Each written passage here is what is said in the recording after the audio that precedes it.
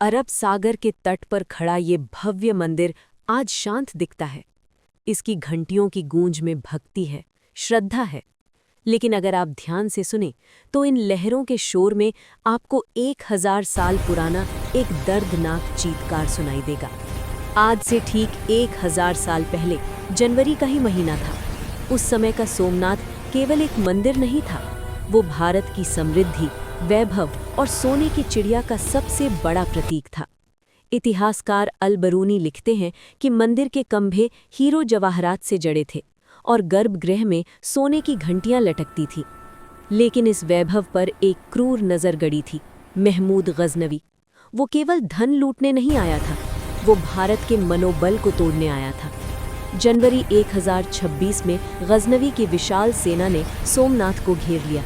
हजारों रक्षकों ने बलिदान दिया, लेकिन क्रूरता जीत गई। इतिहास गवाह है, उस दिन मंदिर को लूटा गया, जलाया गया और पवित्र शिवलिंग को खंडित करने का प्रयास किया गया।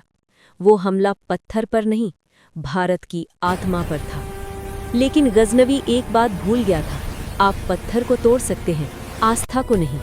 1026 का वो हमला आखिरी नहीं था।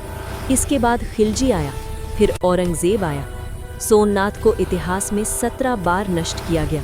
लेकिन जरा सोचिए, इस देश की मिट्टी में वो क्या बात थी कि जितनी बार इसे तोड़ा गया उतनी ही बार इसे फिर से खड़ा कर दिया गया। कभी राजा कुमार पाल ने तो कभी महारानी अहिल्याबाई होलकर ने इसकी लौ को बुझने नहीं दिया। सदियां बीत गईं और फिर आया 1947, भारत की आज़ादी का साल।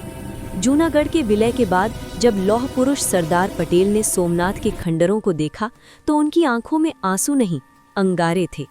उन्होंने समुद्र तट पर जल हाथ में लेकर संकल्प लिया, जब तक सोमनाथ का पुनरुत्थान नहीं होगा भारत की आज़ादी अधूरी है। और उसी संकल्प से जन्म हुआ आज के इस भव्य मंदिर का। आज 1000 साल बाद जब हम 1026 के उस काले अध्याय को याद करते हैं तो हमें गजनवी की क्रूरता नहीं बल्कि भारत की जिजीविषा याद आती है।